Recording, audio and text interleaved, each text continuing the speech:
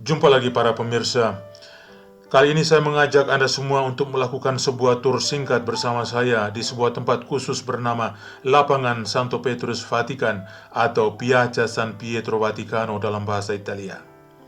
Bertahun-tahun saya mengenal tempat ini. Sampai hari ini saya melintasinya setiap pagi dan sore. Selalu merasa kagum dan terinspirasi, baik dari segi sejarah, seni arsitek maupun segi rohani. Lapangan Santo Petrus adalah portal atau gerbang masuk umum ke dalam area utama Vatikan yang unik dan mengesankan. Dengan luas sekitar 35.000 meter persegi, Lapangan Santo Petrus menempati sekitar 1/10 dari total wilayah Vatikan yang disinyalir sekitar 0,44 km persegi atau sekitar 60 lapangan bola kaki berukuran internasional. Daya tampung lapangan ini sekitar 300.000 orang. 30 tahun setelah Basilika Santo Petrus dibangun, persisnya pada tahun 1626, Paus Alexander ke-7 membuka kontrak dengan arsitek Italia ternama Maestro Gian Lorenzo Bernini untuk mendesain ulang halaman depan Basilika.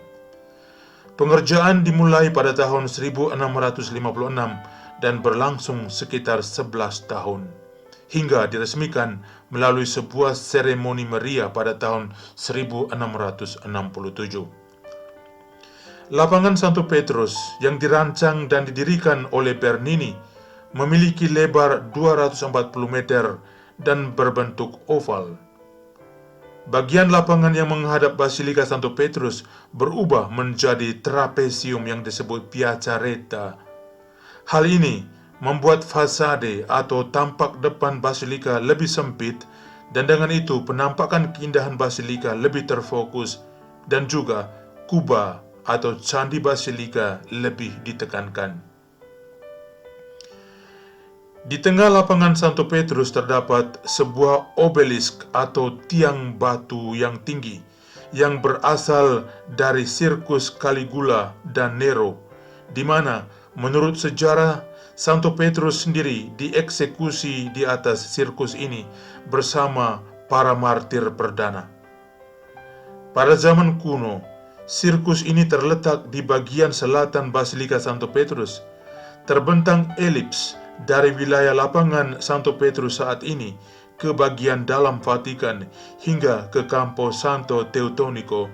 Saat ini adalah kuburan bagi yang berasal dari wilayah berbahasa Jerman. Abu Kaisar dikatakan berada di kaki obelis yang berasal dari Heliopolis, Mesir tersebut, dan juga di bagian dari salib Kristus di puncaknya.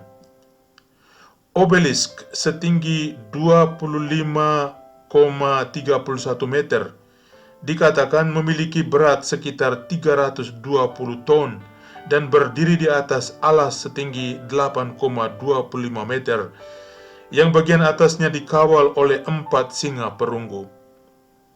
Obelisk yang dari dulu kala berdiri di wilayah dalam Vatikan itu kemudian dipindahkan ke dalam lapangan Santo Petrus pada tahun 1586 di bawah koordinasi arsitek ternama lainnya, Domenico Fontana.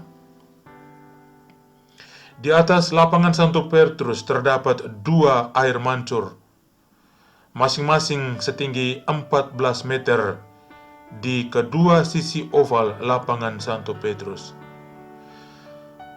Air mancur sebelah kanan dirancang oleh Carlo Maderno di bawah Paus Paulus ke-5 pada tahun 1613.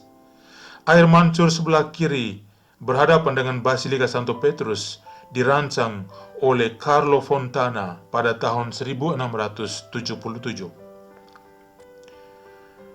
Tiang-tiang bulat yang mengelilingi lapangan Santo Petrus, baik di sebelah kanan maupun sebelah kiri, berdiri secara sangat simetris, berbentuk setengah lingkaran. Terdapat 2 titik fokus beberapa meter di utara dan selatan dari obelisk. Di setiap titik fokus ini terdapat sebuah piringan tertanam di lantai dengan tulisan Centro del Colonato, artinya pusat kolonade atau titik pusat tiang-tiang raksasa di sebelah kanan dan kiri lapangan Santo Petrus. Artinya, jika kita berdiri di atas salah satu piringan ini, kita melihat hanya tiang depan dari barisan tiang-tiang itu, sedangkan tiga yang lain di belakangnya tersembunyi. Di atas kolonade atau barisan tiang-tiang itu terdapat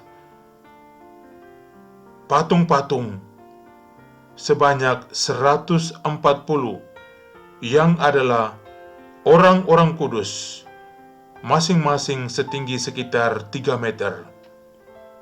Semua ini dibangun selama 2 tahun, yakni dari 1667 hingga 1669 di bawah Paus Alexander ke-7 dan Paus Clemens ke-19.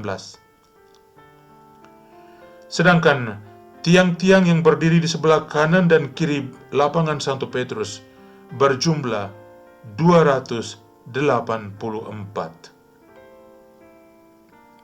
Fasade atau tampak depan Basilika Santo Petrus dengan lebar 115 meter dan tinggi hampir 46 meter itu dibangun oleh arsitek terkenal Italia Carlo Maderno di bawah Paus Paulus ke-5. Renovasi terakhir dilakukan sebelum tahun Yobel 2000 dengan mengembalikan warna asli dari awal abad ke-17.